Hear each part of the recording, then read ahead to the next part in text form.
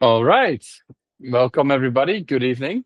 And Gong Xi Fa Cai for our Chinese and New Year celebrating people. And very happy start of the Ramadan, 1 week in. For those in Malaysia that are either brave traffic getting here. I heard some scary stories yesterday. People took 3 hours to get from some of our schools home. So hope you guys all made it.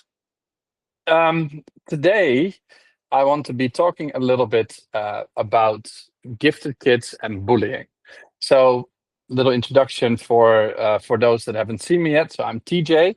I'm a specialist in highly gifted education for Passend Education, and we're on a mission to make gifted kids more happy, autonomous, and successful. If you want to know more, go find us on our website, passend.my.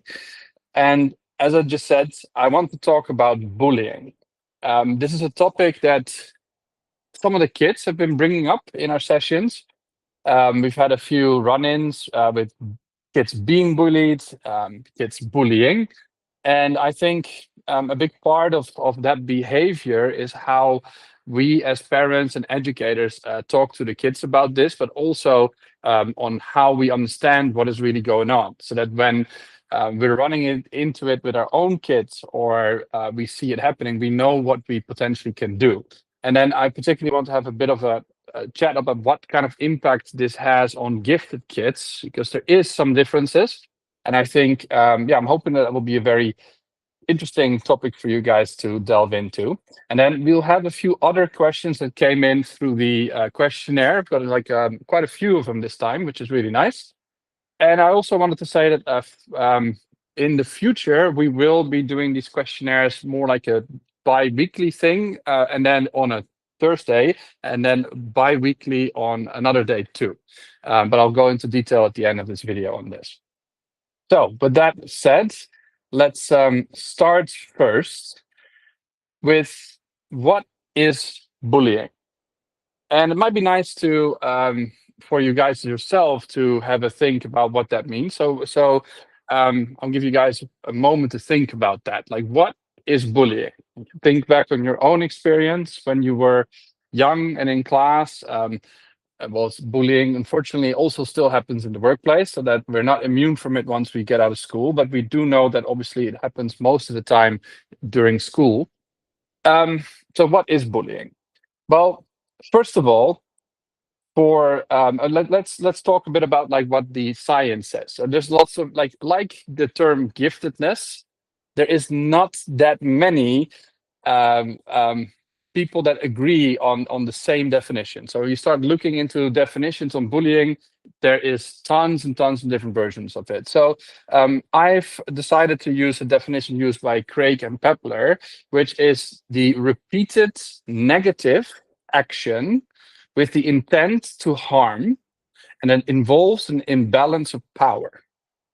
That's kind of interesting, like, because you're looking at this, it's repeated, so we're not talking about it happening just once. We're talking about it potentially, like, all the time there, with a very clear intent to cause harm, either physically or mentally. Like, that doesn't actually distinguish. There's no distinction between those two in this term. And then the imbalance of power.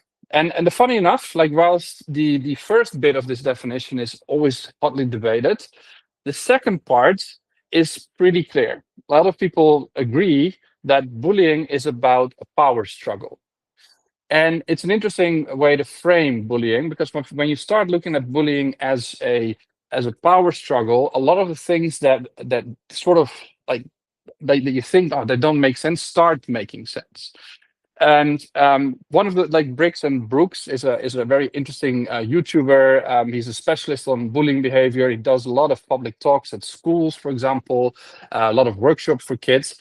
And what he specifically says is that you have to understand that when you have two kids talking to each other, that the intent of the bully is to break the other's self-esteem down, either directly within themselves or in relation to the group.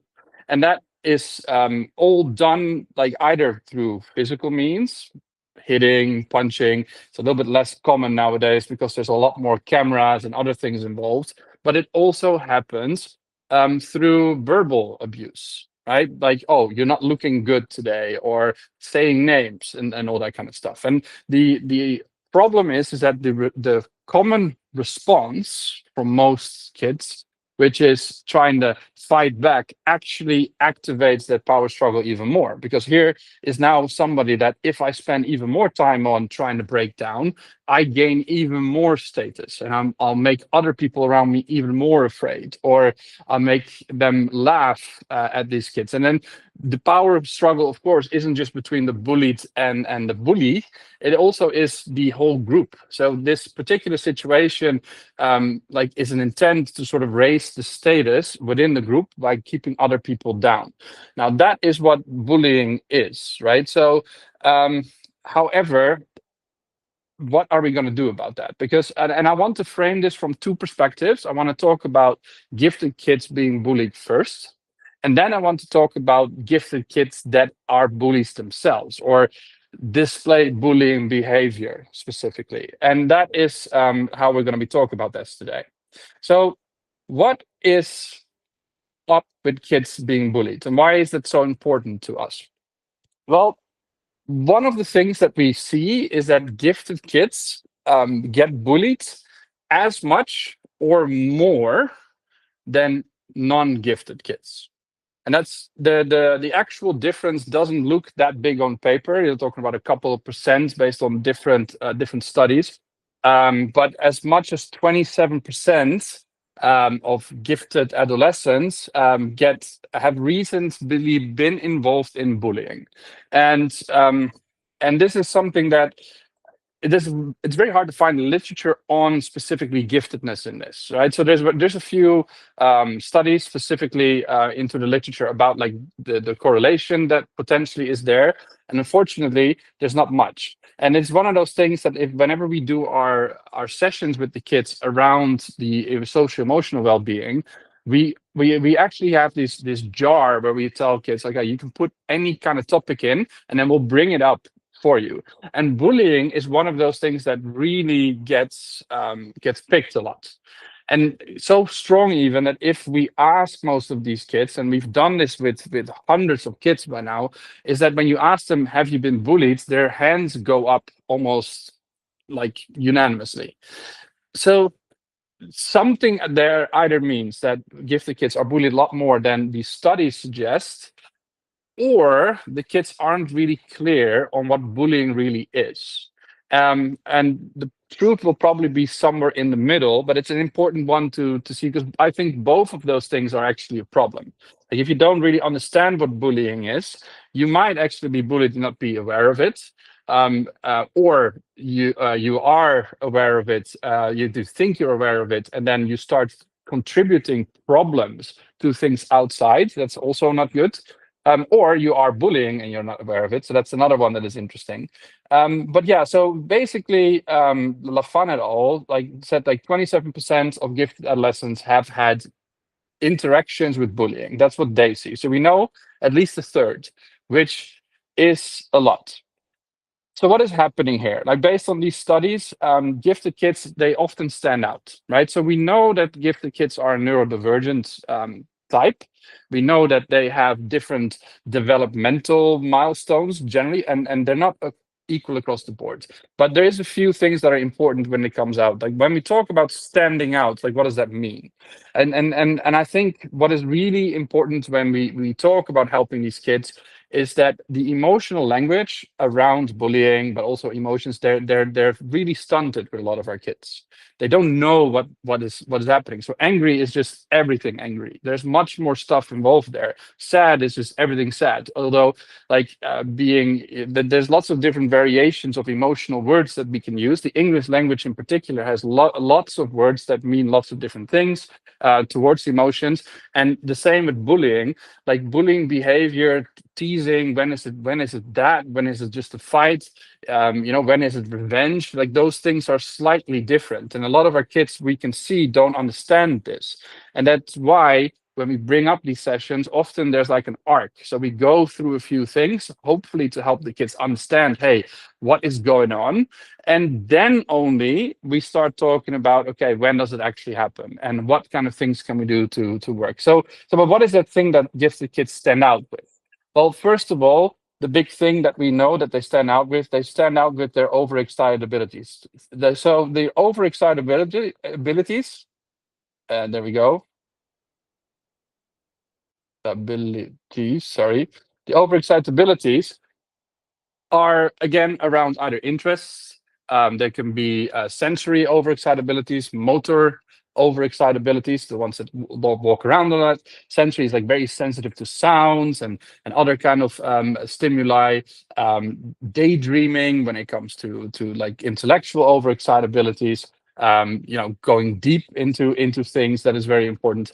And then there's the actual emotional overexcitability. So just being more susceptible to emotions, right? So kids pick up on these things. Either they themselves pick up on it quite obviously, but also other kids see that these kids are kind of different, and that is when kids start to get singled out a little bit. Now, what is interesting though is that in the very early stages, Willeke Roll, my mom, has written quite extensively about toddlers in particular. So we're looking at preschool social developmental stuff. Is that initially the exclusion tends to come from the actual gifted kids themselves. So it is very common for gifted kids to teach themselves how to read and write, or they see things that they like a lot and they get really hyper focused on it, and they start to either like look for adults or older kids that share these kind of interests, so that they can tell them, oh look, this is what I've seen, this is what I want to talk about. And it's a pretty natural part of like trying to make friends and finding that common ground. But what we tend to see with a lot of these gifted kids in kindergarten is that they sort of don't fit in with their normal age peers. So they tend to cling to the older kids. And then these older kids have already gone through some key developmental stages that basically require kids to learn how to both give and take, in like literally give and taking. There's a certain time when kids snatch things from each other, and learning how to cope with that is basically learning how to be social. Lots of gifted kids sort of skip that stage because they can ask earlier, right? So they never have to deal with stuff being stolen. And some of them are very clever. They can actually get the teachers involved. So it's like, oh, I want this red block, and this other kid has it. If I grab it, I might get into trouble. But if I tell the teacher that was my red block first, maybe the teacher wasn't aware, and then because I verbalized that well, I'm going to get that block. Now you can imagine that has quite an impact on how gifted kids can see their peers, and how the peers then, or like their age peers in particular, see them, right? And so initially it tends to start with the gifted kids themselves. Now, this particular development we call asynchronous development. And one of the challenges with gifted kids, particularly the younger they are, because the difference in their development is more obvious when they're young, right? So if they learn how to read and how to do math early on, they look so much more advanced compared to their age peers than if they're still advanced at the end of primary. So what you tend to see with kids that you don't help, like gifted kids you don't help, is you see that advantage that they have becomes less and less and less of a thing. But what happens is that when we have kids asking questions that seem way above their age grade, is that we automatically assume that their emotional development is sort of at the same baseline.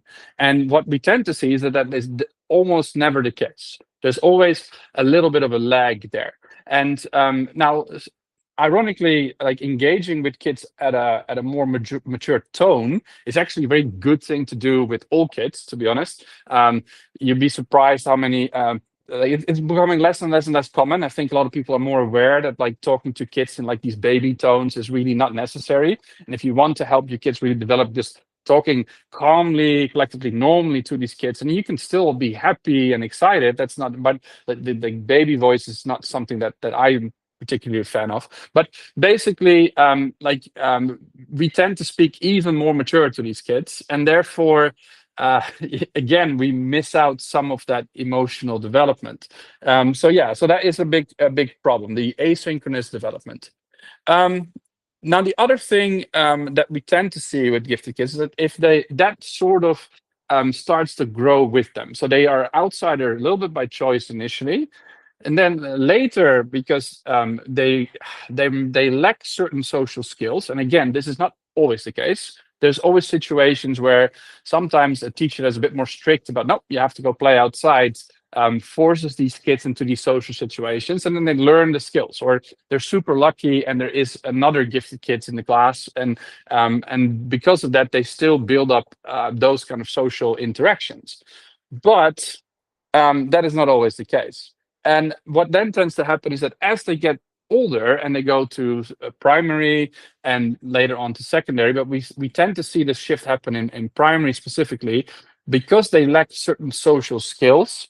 I mean, kids don't really accept other kids tattletaling on them all the time, right? So if that happens a few times, then they'll go, you know what, we're just not going to hang out with this person, or we're going to exclude them, right? A big thing that I run into a lot with gifted kids, and particularly the twice exceptional kids that I work with, are very susceptible to this. They feel excluded. So I have special worksheets that we use for these kids to sort of circle what things they have, and there's an actual box in there that says excluded.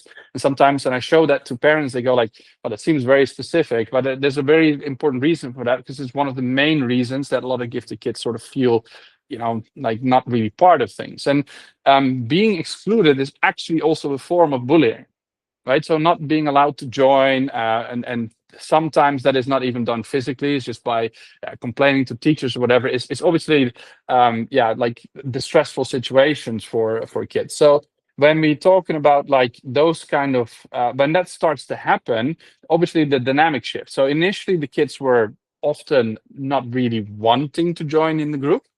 Then they miss some special skills that allows them to join in play. And I've had kindergarten, like kids that are 11 years old that don't know how to play hide and seek because they've never done so. That's how extreme this can be. And then that moves up to a point where they start to really be excluded. So maybe picked on because they look a bit odd. The way their speech patterns are off. They don't fit in with the rest of the group. They don't hear some of the new slang that is part of things. And that new slang is starting to become more and more of a challenge for these kids, particularly through things like Roblox and other like online sources. And the kids are much more aware and they see a lot more stuff online. So like what we see is that like the kids have these little internal languages, and the 6-7 thing was a big joke in that, because they all knew it didn't really mean anything, but like it was a way to sort of set themselves apart. And now you can see the kids that are still trying to do that kind of stuff are considered a little bit like, it's a little bit old already, right? So those dynamics, a lot of gifted kids sort of catch up way too late on, and that makes it even harder. So then you get to the stage which is like year 5, 6, and 7, where bullying starts to become more and more of an issue. And when I was talking about the research papers that I just said, they say that the actual bullying behavior is the strongest in those last 2 years of primary school, but then the bullying behavior that sort of pushes forward into secondary becomes less physical and a lot more mental, in a sense. And that is where obviously with gifted kids we can see a lot of trouble, because emotional bullying is almost worse than physical bullying. And I know that sounds it sounds wrong, but like if you're being hit by somebody and you get bruised or something else, that normally takes a couple of weeks before the effects of it are gone. But if you get emotionally bullied, then some of those effects will stay with you for the rest of your life.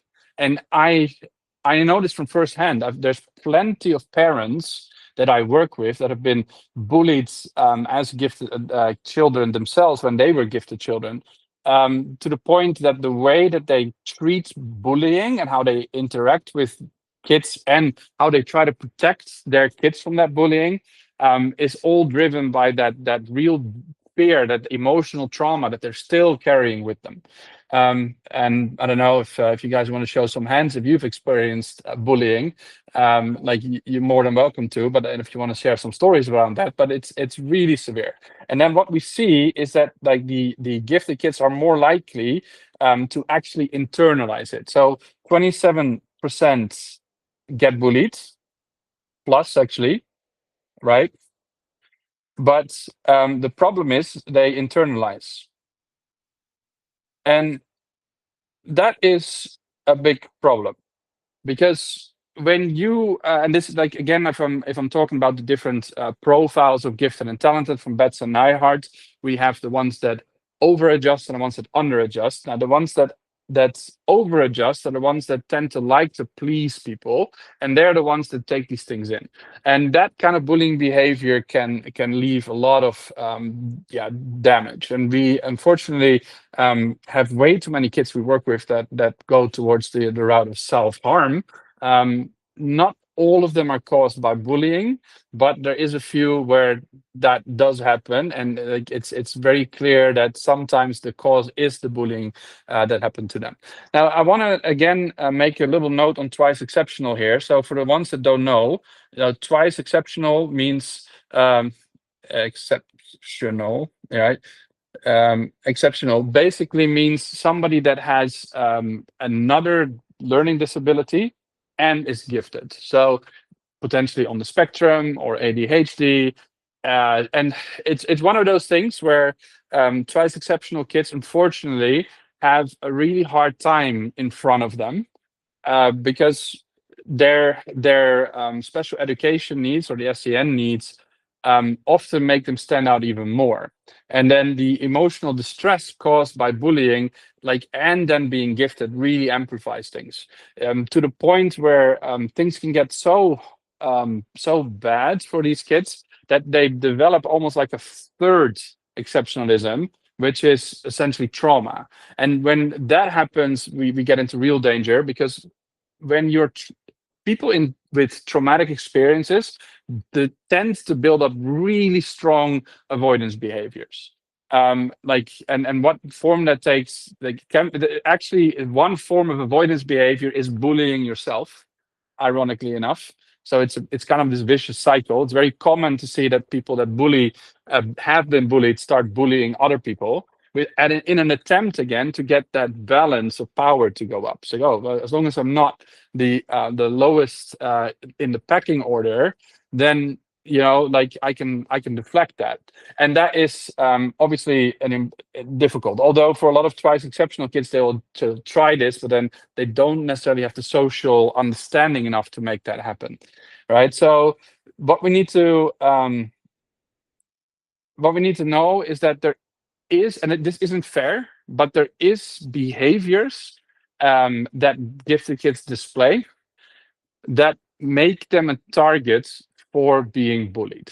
And some of that has to do with how the culture in your schools is like in some schools, being the first in class is considered really a good thing.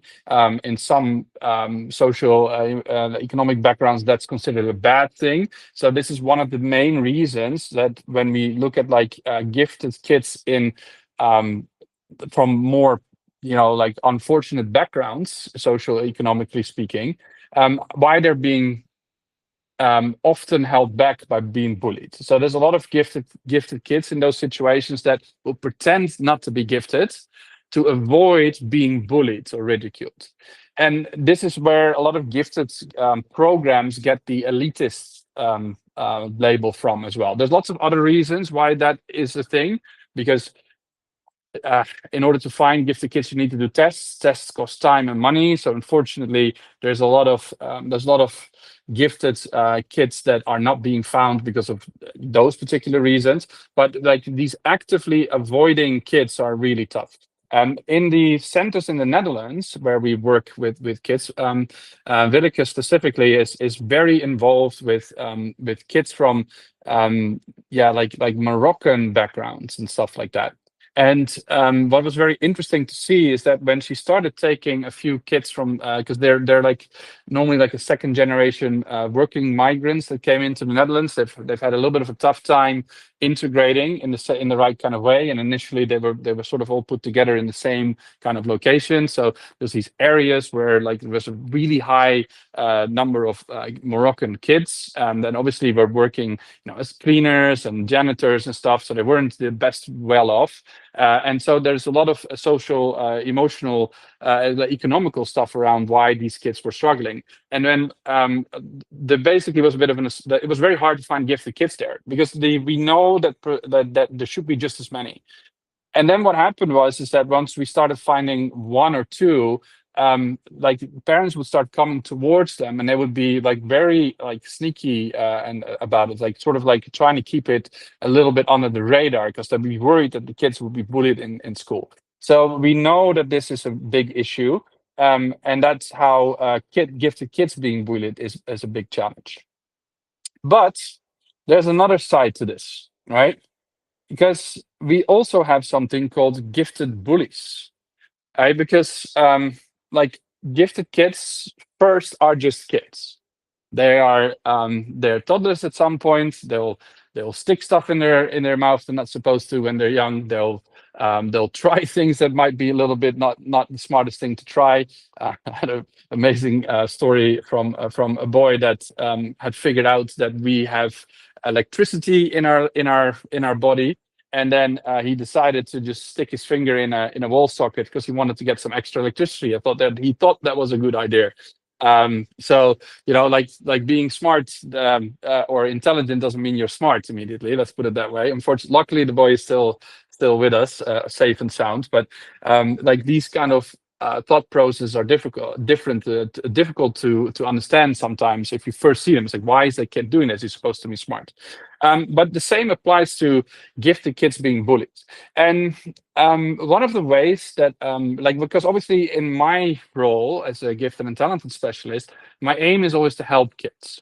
And when I look at like bullies themselves, there's something that is very interesting in particular studies around bully or kids that bullies themselves, is that according to a study by Peterson and Ray, about 16% of kids would self-identify as bullies. That's quite a significant amount. But what they were talking about in their actual work is very interesting. Is that the psychological long-term damage of being bullied also applies to the bullies, right? So the kids that are bullies themselves tend to actually come out of school with psychological challenges as well. And when you think about like what bullying is, because it's sort of like a response mechanism towards a fear of not fitting in, right? So again, we're talking about the emotional impact of being bullied. And the key driver here is actually two emotions, like fear and jealousy specifically. So jealousy is one of those particular emotions that obviously we all know, but it's not one we often talk about, like how to deal with.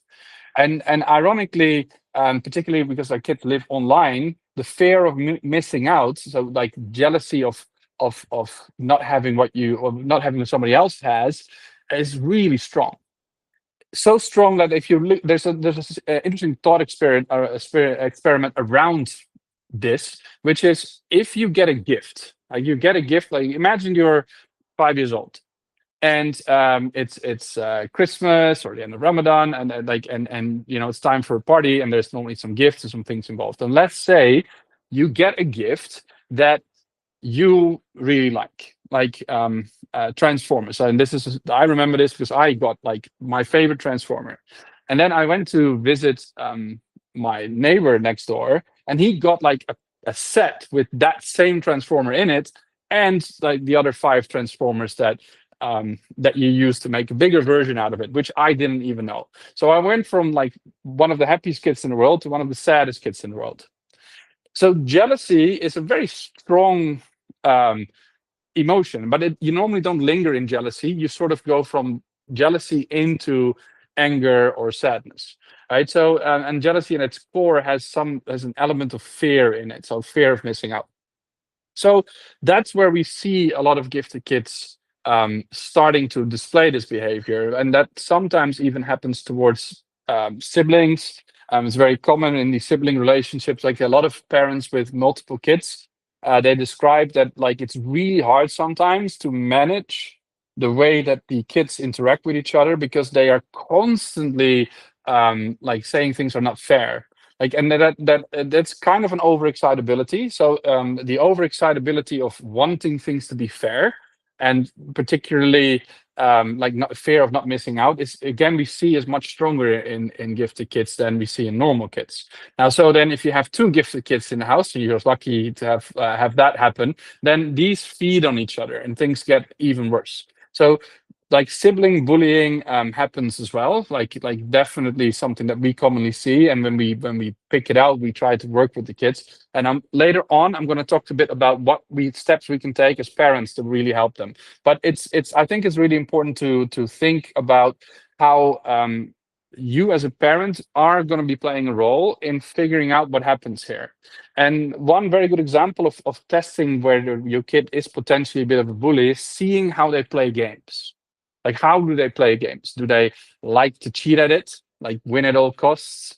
Like, are they a sore winner?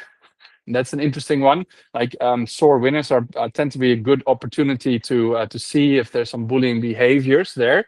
Doesn't automatically make them bully, because don't forget, bullying is about the repeated intent to harm. Like, so, being a sore winner isn't automatically a reason that's a bully. But if somebody basically seeks out weaker persons to play against, to like sort of lord over them, and then laugh at them, and then gloat about it, then yeah, then things are a bit different. So a good opportunity is to see how the kids behave that way, and that also means that you as a parent have to again model this kind of stuff. Like, how do you win at a game? So what things are you doing that might happen, that might make it look that this is the right way to act? But it isn't always just your fault as a parent. Like that, don't get me wrong. Some of these things seem to just be ingrained in the attitudes towards towards life from these kids when they're born. It can also come from other places like school, you name it. The kids spend a lot more time in school than they spend with the parents. So there is definitely something there. Be mindful though, for the ones that still have kids between the ages of 1 and 6, this particular behavior, we do know, starts in this time. Right? So like being quite firm with them about that behavior is really important.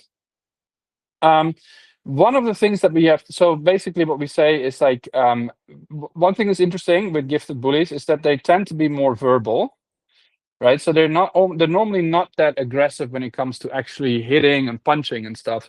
And that's because obviously, again, verbally hurting people actually does more social damage, specifically. So if you're trying to be a bully and you're trying to bring people down, doing it verbally is much meaner. It's one of the reasons why bullying among girls is so vicious, actually, and a little bit underreported, because it doesn't look that aggressive.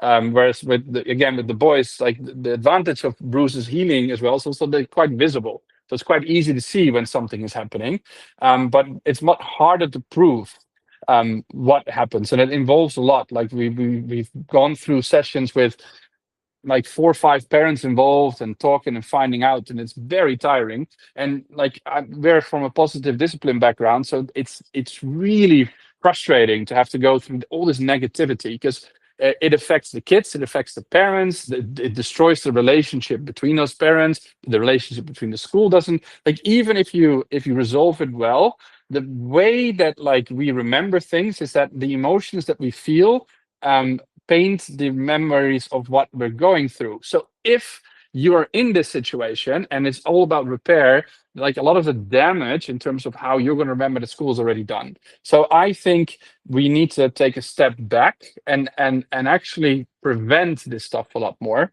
But that is a bit of a utopian thing, I understand. So I'll get to the tips in that a little bit later. Um, Okay, so what we also know is that bullying is often related to stress.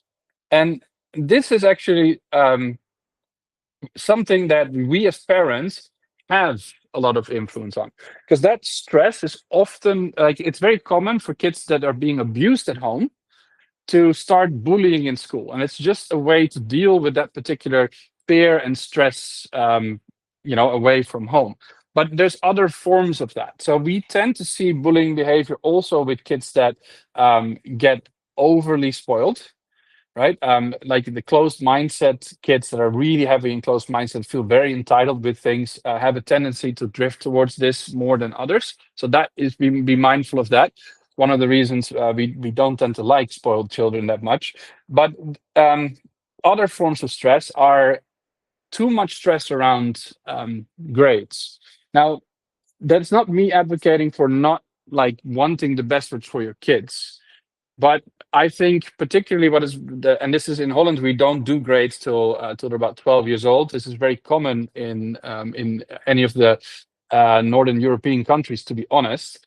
Um, but basically, the grades are supposed to be a KPI that teachers use to know whether the kids need more improvement on their learning behaviors. Unfortunately, it's been morphing a lot into like, okay, the grades are what is the most important thing. And that kind of stress has a lot of impact on how things go, because again, like what we tend to see is that the grades are starting to become a measure in some classrooms of who is on top and who is not. And then if you know that like getting a good grade, like getting 100% score, requires full mental like focus. And if your class is sort of ranked based on who is the best in class, then one strategy is basically messing with the other kids' heads before they go into a test. So they're more likely to make a little mistake. And now I've broken down a few of the other competitors that might have really good grades. And now all of a sudden I'm top in the class. So that kind of stress is very important. So there's a lot of like a strategic bullying that tends to happen. And then the other thing that is the last one that is really important is the revenge. So gifted kids tend to, because their memories are so good and so strong, and because of the emotional input that they have is also a little bit more overactive. If they remember things vividly, they also remember the emotions more vividly. So there's a lot more drive for them to keep thinking about revenge. It's hard for them to let things go. And we know this with a lot of our gifted kids, that they go late at night, they're still talking about something that they felt was unfair in the morning. So revenge driven is very important too. So as you can see, like why am I bringing these things up? I think if you understand what the drivers are, you can do more to help kids like this. Now, what is the emotional impact that we talked about? Also, obviously there is trauma. And again, trauma is what we understand from trauma is that it is mostly caused by prolonged exposure against a forced emotion. And when I say that, like what I mean with a forced emotion is an emotion that you had no choice in. We are actually quite capable to deal with fear if we do it when we want to. And I always use the analogy of a roller coaster. Like roller coasters are designed to be scary, else there's no point to go on them. And some roller coasters last longer than some fear situations in these bully situations happen. Yet in one of them, people go, "That was fun. I want to do it again." Not always, but generally speaking. But in the other, it leaves lasting scars in the psyche that I can still pick up on when I work with some of the parents that I work with, and that is how intense it is. So obviously, with a lot of gifted kids that I work with, the parents are also gifted.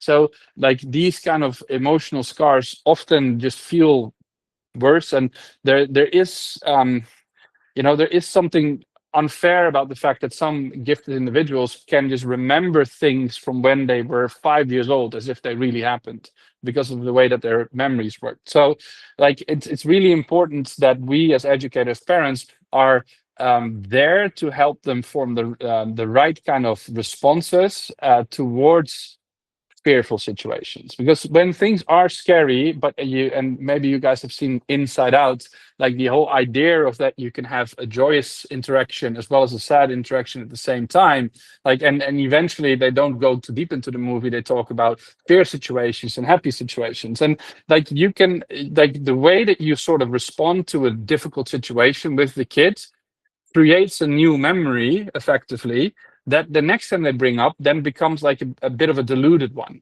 and to a point where that can actually turn into something funny, right? So the mistakes of yesterday are tomorrow's like funny stories. And like you can have the same situations like that where if the response to it is correct and the situation doesn't escalate, actually those situations could be really powerful forming moments for their resilience and their actual ability to become functioning human beings. So trauma is a really, really important one that we have to be mindful of.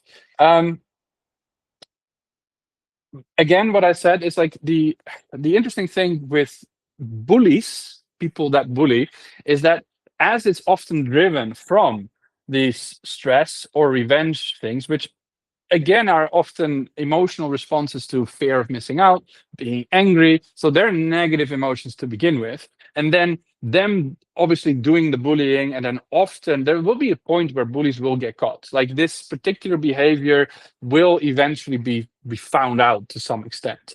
And obviously that then brings a whole sway of difficulties with them. Like we know statistically that most bullies don't do well at a later age. Now there is exceptions to that, like, and I'm sure there's a lot of bully victims that feel that like some of their older bullies are living the life that they want. But I mean, for those that have been bullied, just know that statistically speaking, they're actually just as likely to not really do well as the bullied persons themselves. So that maybe that helps a little bit with that. But there you have it. So yeah, like, so what do we need to do then? So the emotional impact is trauma, and this is long term, right? So be very mindful of this. And ironically, there is a type of bullying that I want to bring up that actually comes a little bit from parents, and it's very well meant, which is why it's very frustrating. But it does happen, and that's the one where we are in the Netherlands. We call them curling parents. Now we just had the Olympics, so maybe you guys have seen the sport. I think the big thing around the Italians cheating. But basically, curling is where you polish the ice and you try to get like these big pucks into a thing. And we call certain parents that try to iron out any difficulties for their kids in front of the kids. So basically, try to make sure the kids are not going to run into any challenges along the way, either bullies or whatnot. These kind of curling parents actually cause trauma with their kids as much as parents that physically abuse their children. That's really important. So, like, it's obvious if there would be a parent hitting their children, we would consider that bullying. But unfortunately, so this overprotection is also a form of bullying, and it has the same amount of impact on long-term trauma, sometimes even worse. And the reason why that is because if you tell a child, the world is dangerous, I need to iron everything out in front of you. Anything that could potentially get in your way is out to get you. It's dangerous. I'm gonna like, my kid, you're being bullied. I'm gonna do everything I can to stop that from happening by, I don't know, complaining, like suing schools, like whatever things you can do. And what happens is it sort of indirectly tells these children that you are not capable of dealing with any of the difficulties that are coming your way. So you should be scared of everything, and the only person that can save you from this is me. And that means that the state of fear towards things is going to be there all the time, even if there is nothing to be afraid of. And that is very dangerous. So keep that in mind. Like, overprotection as a parent, it comes from a very, very good place, but unfortunately, it is actually a type of bullying. Might be an interesting one. Okay, so what do we do? How do we help both sides? Well, let's start with the peer class. That one of the reason, and this time I'm talking about gifted and talented peer classes. I maintain that one of the biggest impacts that we have with these kids is the social emotional development stuff that we do. And being able to talk about emotions is such an important skill. Like really understanding the difference and the different kinds of emotions in how social situations work, what kind of strategies are there, practicing them in a safe environment, asking for help. It's so powerful, right? So, like finding peer classes is such an important tool. So for the parents that are enrolled in our classes, of course, this is a big drive.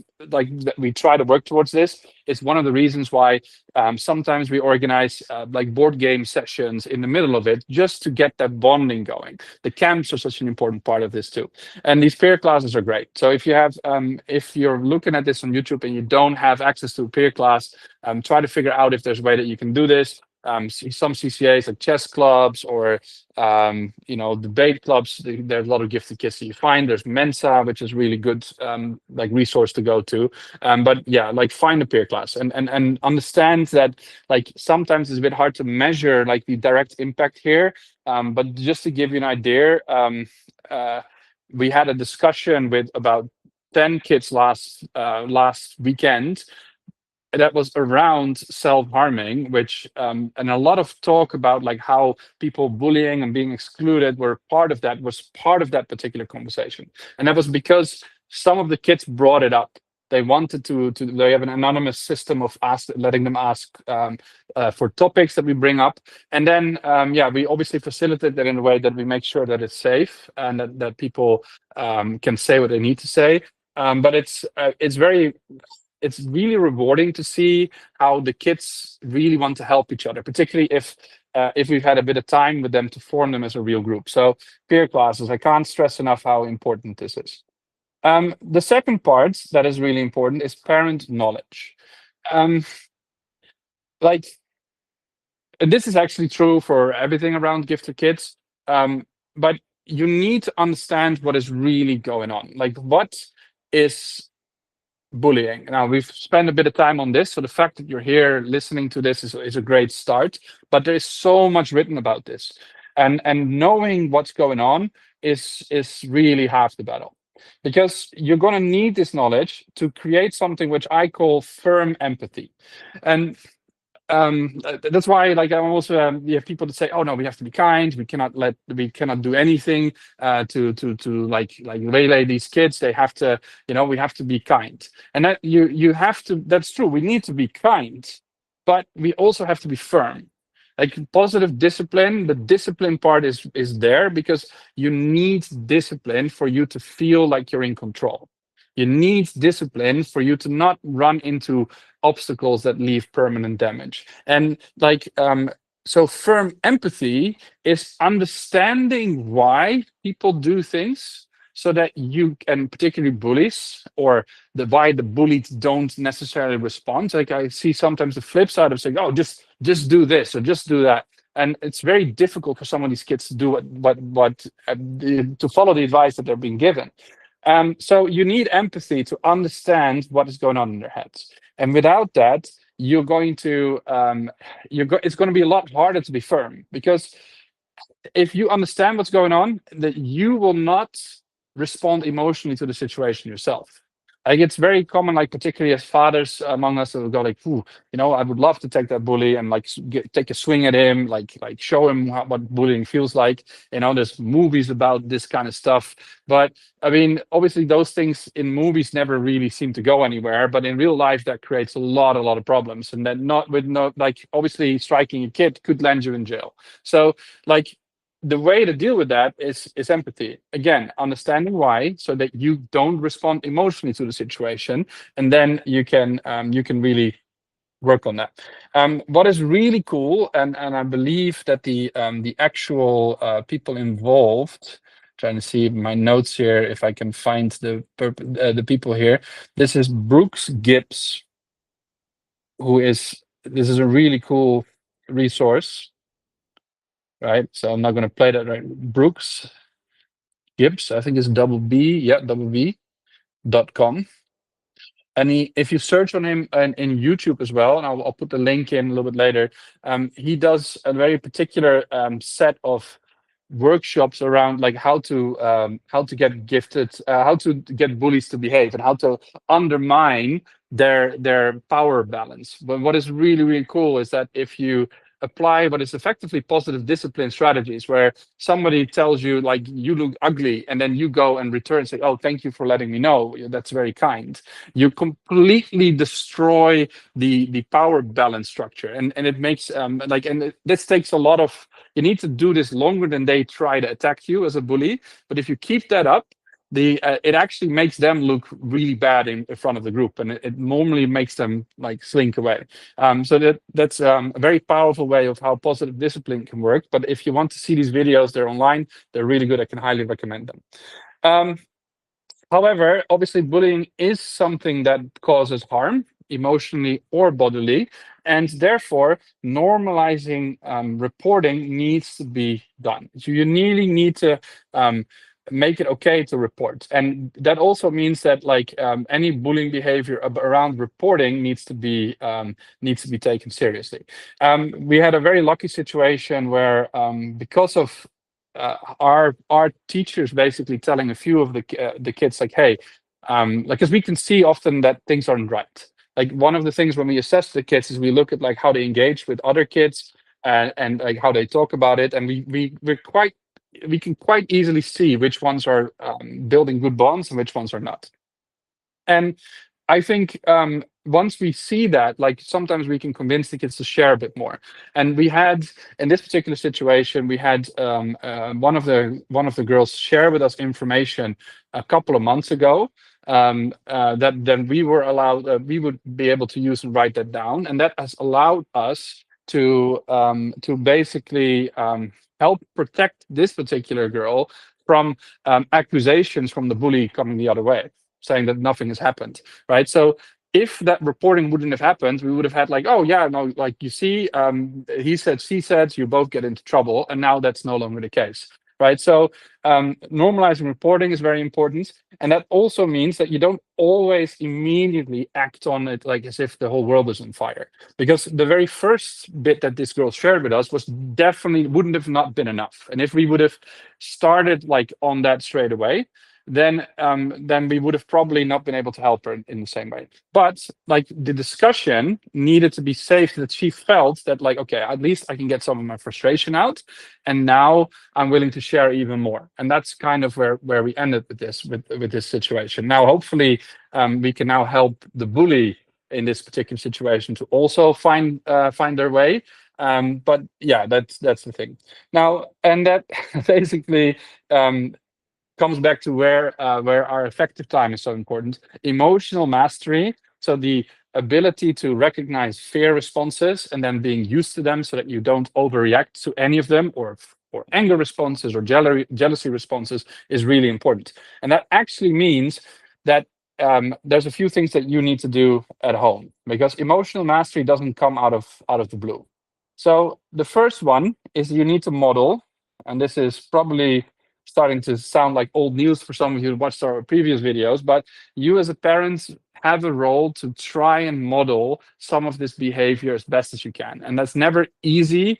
But the good news is that means you can also work on that particular stuff. So model the emotional mastery, right? So take your own breaks, take your time, and be firm on that, right? So that's it. The second one is talk to your kids. So there's a video that I did a few weeks back on the family meetings. Make these part of that. Like, so make sure that you have an opportunity for them to share how they feel about certain things, and you can slip in certain notes like, okay, is there somebody that you want to talk about that like that aren't going well, or you can ask indirect questions. So do you have a good friend that sometimes helps you with other kids that are not nice to you? And then they will often share a lot more about those situations than you think. So with that talk, obviously listen.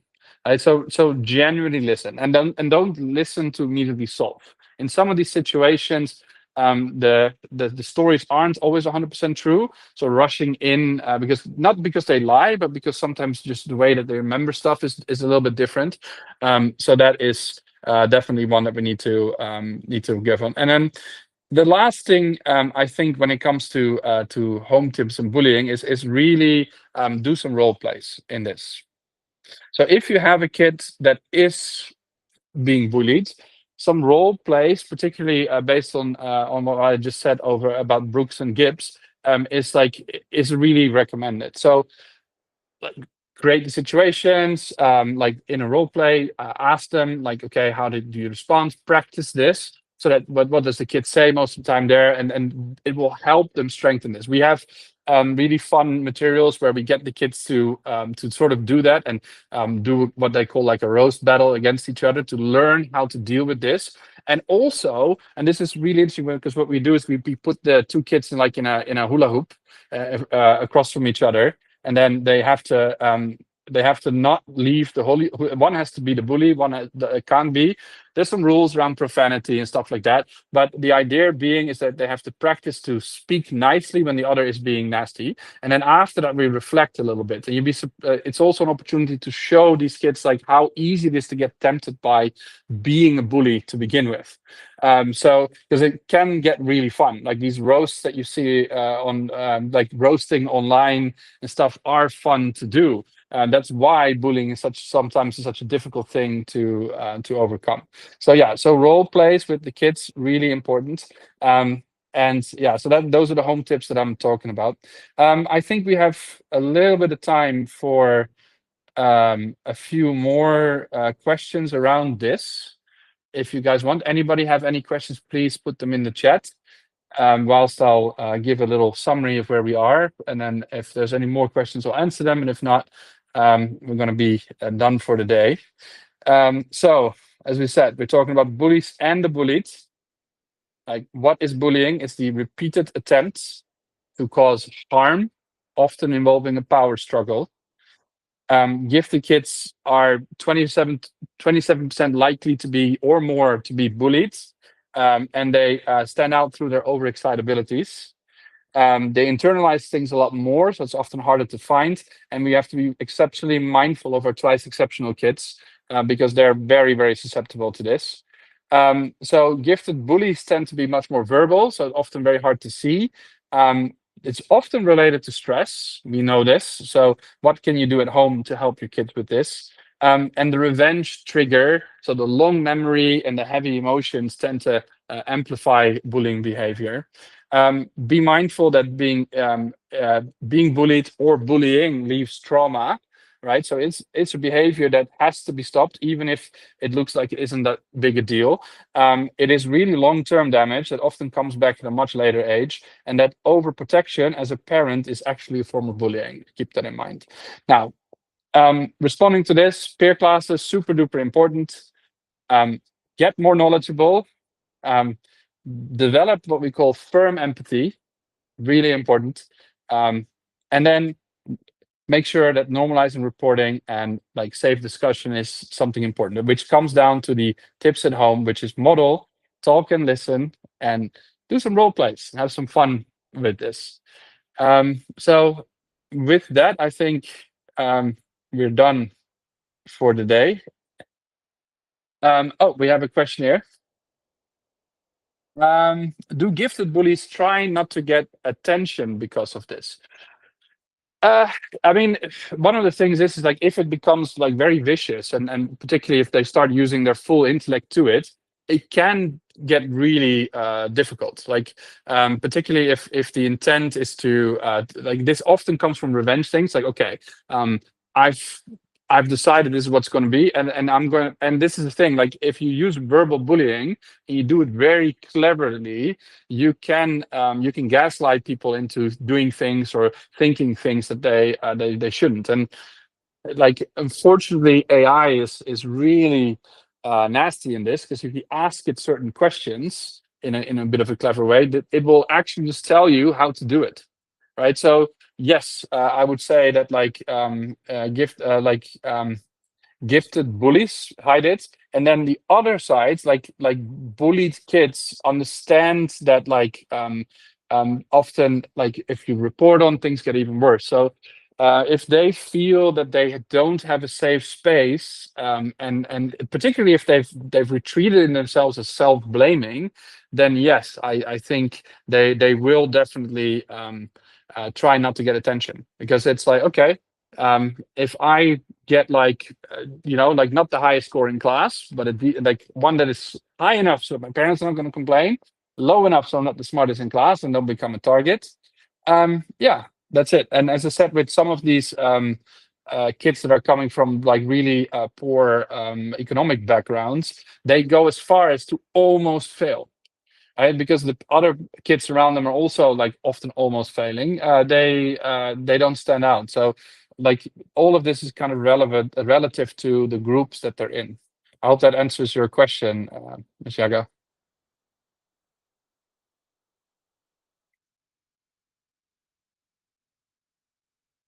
Okay. Yeah, I thank you all for being here tonight. As I mentioned, we have some slight changes to the schedule. We'll share them in the group, and we'll put you in those invites. They should be still the same link at that point. But yeah, like if you have any questions, you know where to find us. And I'm looking forward to next week. Don't forget, put your questions in the questionnaire as well if you want to ask more, and so I can have some more time to prepare. And I hope this has been a useful one for you this week. So again, Gong Si Fa Cai, and a happy start of the Ramadan, and see you all next week. Thanks, TJ. All right, bye bye.